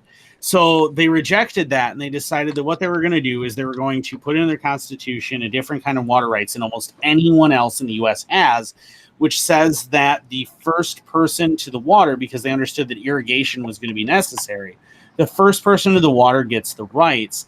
But it gets a little more complicated than that, because they basically created a public water ownership where everyone owns the water, therefore no one owns the water. Right. So like like public parks and things like that. Right. Think Right. federal land, right? It belongs to yeah. everyone, which means no one gets it. And so Sounds like communism. right, and it gets it gets super complicated because they modified it in 1866 and Sounds 1876. exactly like and communism. Everybody owns it, so no one owns it. Yeah, it's Colorado's chosen. Everyone owns it, so nobody can have any of it. That's communism. Right, The exactly. means of hydration. Yeah, exactly, and that's what it is. Is so the waters of a natural stream, which includes surface water and groundwater that are capable of passing to a surface stream, designated groundwater of the eastern high plains, non-tributary deep water, that is water that doesn't pass to or from a stream or other surface source located outside of designated groundwater basins, and then the Denver Basin is its own thing, are all considered owned by the public, quote unquote public. But only you have to pay the water to utility to access it for drinking water and washing and things like that. No-ish. That's why Colorado. No, see, that's why this makes no sense and still kind of makes sense. That's what I mean. This is Schrodinger's water rights. Okay. Yes. So they exist and don't exist simultaneously. Basically, like if someone knew, like if there was a specific person who could say, I had driven that pipe in, I tapped this. Giggity. But if there was a single person who said, where's the Law and Order sound effect? Yeah, that's man, I got it. Tapped this. Yeah, I tapped this. But if there's a single person who can say, I'm the one who did this, everything's kosher because that person has the water rights under Colorado. So why doesn't Constitution. I'll be the motherfucker saying I'm the one who did this, even though I didn't. Right, but you need one person who has done this, and then they get the water rights, and then they can distribute said water rights. Since nobody knows who did it, I'll say my grandpappy did it. Right, but you need to back it up. I mean, shit. But if you could back that up, if you had it and you could back it up, you could prove that, okay, this is mine, and therefore distribute it any way you want. Where the issue comes in is no one knows who actually tapped this anymore. So therefore, because it's technically public and the state claims the right to distribute to the public as it sees fit, it falls under public regulation and therefore state regulation and manipulation. This is so fucking stupid. Dude, I'm too high for this shit. Right. I fucking lost track of all this bureaucracy. Right, but that's why I did the research on it, because all the article says is through a quirk of Colorado law, and I'm like, okay, but what quirk? That's the quirk. Is because what Colorado's law has managed to do is make this Schrodinger's well and make it simultaneously everyone's and no one's. Right. That's and crazy. What should happen is that, I mean, ideally, is that they lean everyone's and go, okay, anyone can use this. Let's just keep the status quo here. And everybody can just use it because no one's claiming right to it. And so everyone should just be able to use it. Unfortunately, because government can never, ever let that happen. Yeah. No shit. That's not going to be the way it's going to go. Well, they can't let people be independent of them. That's fucking dangerous, and they cannot allow it. Well, yeah, self-sufficient people have no need of government.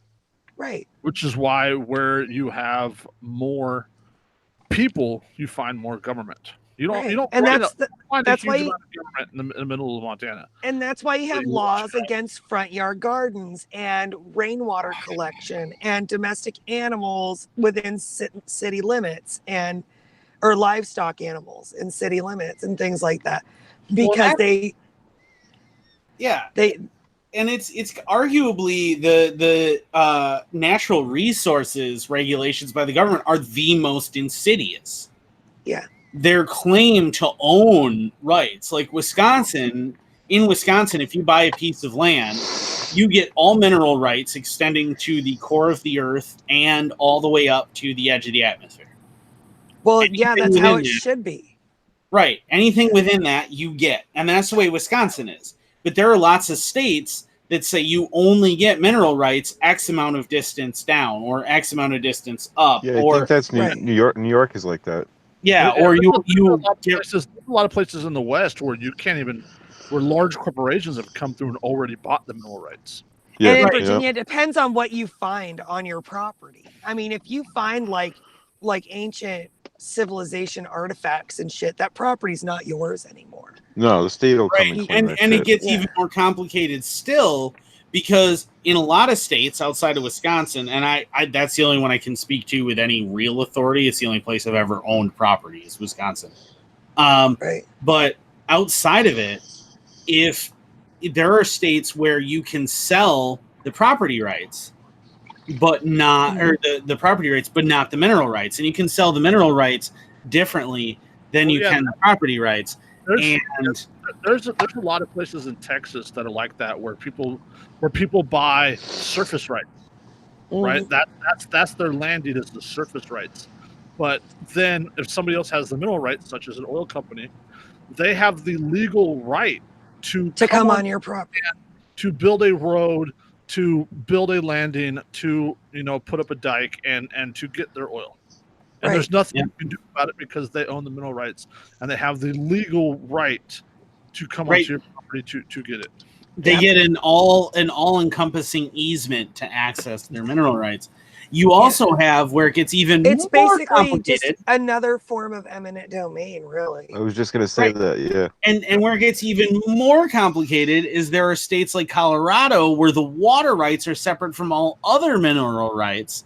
So if you have water on your property, that can be determined to belong to someone else. Because H2O is totally not a mineral. Right, but it's not a natural thing.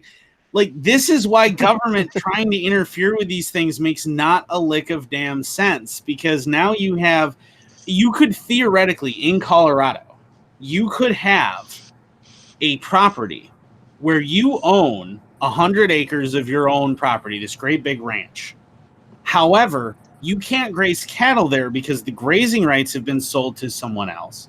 And you can't use the groundwater there, even though there's a big lake there, because those water rights belong to someone else. And you can't get any gold or anything that you happen to find on that land because the mineral rights have been sold to another person that's now passed through a separate lineage. And timber rights. Yeah, They come- timber they can be come cut separate. down your trees. They come cut down your trees. Yep. So you are allowed to live there and literally nothing else, even though it's your property, because of the way Right. the government laws read. That's insane. Yep. So And it's not like in a free society where if I buy a piece of property, I have the right to sell contracts to whoever I want for, Yeah. oh, you get a contract to these minerals, you get a contract to this water, you get a contract to graze here, you get a... For the Yeah, 'cause once- duration or until the end of my life or whatever. Yeah, Right. because once that property is under your control, it's like it's up to you to do whatever the Yeah. hell you want with it. Exactly. This is a deed unto itself. Right. So Yeah. that deed can be inherited, it can be bought and sold, it can anything without any of your say-so. Right. And the only way to avoid it in states like that, and that's sadly most of the states in the United States, the only way to avoid it is if in those contracts you specify that there are exceptions where if the property changes hands, the contract is null and void, or if the person who the contract is sold to is deceased and it's not inheritable, or it can't be bought. It needs to be a provision within that contract because the state law will allow that has it. to be done. That has to be done ahead of time. If you're like second or third buyer since a contract was made, I mean, you have no fucking rights. Yeah, and if like there's that's why there's some properties that you can buy in Arizona, New Mexico, a few of the other states where they are these weird little chunks in the middle of a property or like a strip or a weird shaped thing that you can buy for really, really cheap because since mining rights were purchased there or there was a claim there that took over the mining rights, it doesn't matter that other people are owning the property around you. They can buy and sell it all day, but that strip, that mine, they can't own. So that can be bought and sold at will. Where it gets really stupid is if it was a massive pit mine and then that person that buys it fills it all in and builds a house on it, that's still legal. Huh. Yeah. That is how stupid government laws and property ownership get. Yeah, right. Yeah, and that's what this falls under. Where the water doesn't belong to anybody, so you can't use it. You can't use it. Yeah. Yeah. And the worst part is exactly that. If nobody owns it, the government presumes that the government fucking owns it. Yep. How? Because the government's the people, right? This goes back to the Hammonds, to the Maur Wildlife Refuge occupation, to Clive and Bundy, to like this is the Bundy thing was over grazing deal. That's this what is I was big. thinking. Well, it's over taxes because the federal government wanted him to pay to graze cattle on state land. Right. He was willing to pay the state because it was a state land, but But yeah, it's a big deal. It's a big deal, and like there's a big push against this stuff back in the late 70s and 80s with the Sagebrush Rebellion, and that kind of died out. Yeah, it's too bad. I wish it would come back. Yeah, well, and you saw that with a lot of the natives and those movements for their hunting rights and growing rights and mineral rights and all of that stuff. I mean, Wisconsin was a hotbed for it. We had the really big armed rebellion in the early 80s, I want to say. That was in the early 80s. There was like a 4 or 5 year occupation of Alcatraz by AIM at one. With John Trudell was their spokesman. Right. That's essentially what it was over was government overreach. Yeah, and there were threats over in Wisconsin. I know at least there were threats over spearfishing and spearfishing rights, and because the government was trying to stop natives who had spearfishing being included in their treaty as being something that they got to do in any waterway. There was a big dispute over that, where the government was trying, the DNR in particular, was trying to say you can't spearfish. There are places in Oklahoma. There's a ranch in Oklahoma, if I remember correctly, and the lady built dug a big pond, and like brought in some native catfish and whatnot. So she had a piece of land with a pond that she built, filled with water that she collected, and then seeded with catfish that she had purchased. And then they weren't allowed to catch them because they didn't have the government's permission. Oh yeah. Remember recently I don't remember where it was. There's that woman where that culvert, I think we talked about on the show, where the culvert had been stopped up and the land had flooded for a couple of years. And they wanted the county to come out and clear the culvert so that water would drain again. And the county said, just do it yourself. So they did it themselves. And then the county and the state wanted to press charges for them destroying a wetland, even though it was actually created in the first place. Due to their own incompetence. Right. And it was just, I mean... As soon as you let government decide to start saying that it can possess literally anything, it's a downward slope. Mm-hmm. Yeah, the second land becomes public land. Public access to that land becomes severely fucking restricted. Like you if you can be ticketed and eventually arrested for trespassing in a public park after dark, Yeah. there's something wrong with that. How Oh, yeah, does you that can do that irony here. not fucking crush people? Yeah, you can do that here. If you go, there's Riverside Park. It's a big park, runs all the way along the Mississippi River here in town. It makes up, several acres of We have waterfront property.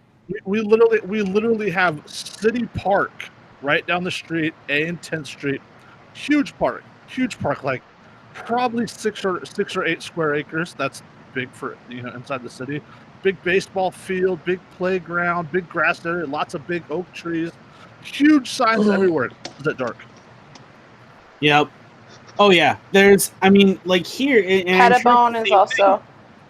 Yeah, Pettibone's the same way. If you're there after dark, it wasn't always that way because like we used to meet to street race there. We'd all meet up down along Riverside Park, but back in my younger, significantly more reckless days.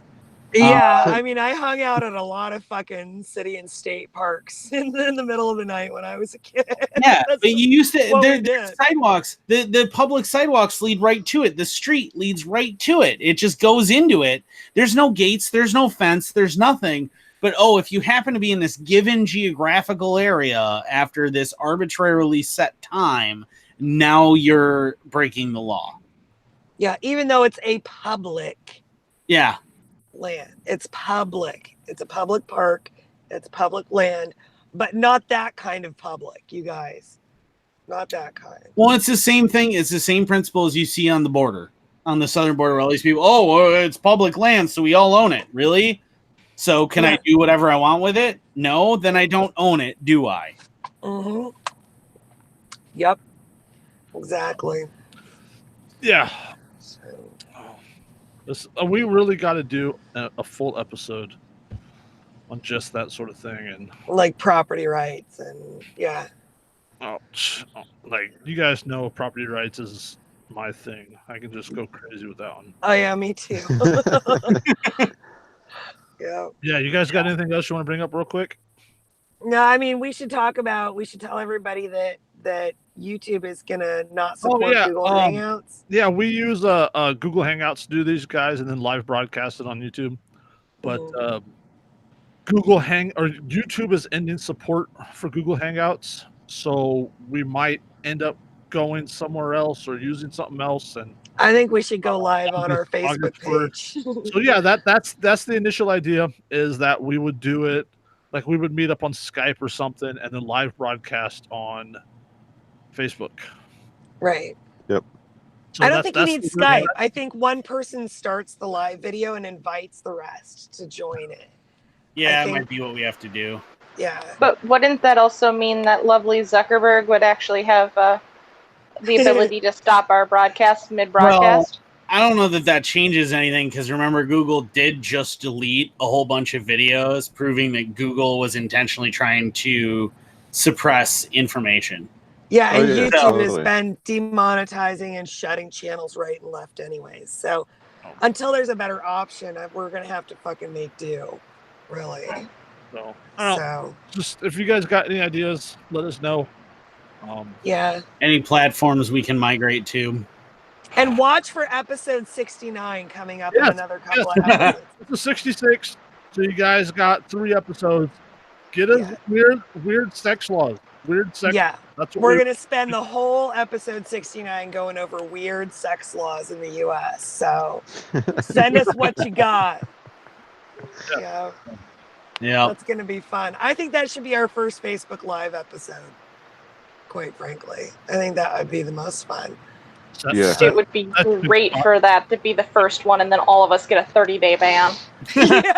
Well, which is why that leads to the suggestion, the calling it "our session has expired."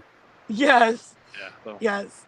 Or watch our session before it expires. I guess I'll have to behave myself because I think I'll be back on Facebook by then. Well, because if I get banned, I can't be doing a fucking Facebook Live thing. Yeah, you just lost all your socks, right? Yeah, dude. Lost all my socks in the laundry. Like, My sock is still going strong, even though it has that profile picture Jason made for me of me bathing in faggot tears. Yes. Oh, Because that's what my last Rod ban was Bigness. for, was for using the word faggot. Bender Rod. Yeah. So, yeah. Hit us up. Let us know, and we'll catch you next time. Hey, Yep. before we go, man, I got a plug. Oh yeah. What? Oh, yeah. CharityTees.com. Check it out. This is the live free or die crossed out kill t-shirt. The graphic doesn't show up nearly as well as I wish it would because of the color of the shirt that I got, but if you get it in black, it's gonna work, or one of the lighter colors. But Live free. check them out. Yeah. Also buy my book, and I'm going to be on the Dank Pod Stash on the 14th. So Nice. yeah. That was a fun conversation. I was on there this past Sunday or last. Oh yeah, it was good. Last Sunday. Yeah. No. Awesome. And then Nick was on Freedom Imagined the Wednesday. Awesome. With the Ish Bowl. What's that? With the Ish Bowl. With the Ish Bowl, yeah, my Ish Bowl. Yeah. Nice. On that note, Right. on that note, I guess we'll catch you next time. Yep. Bye-bye.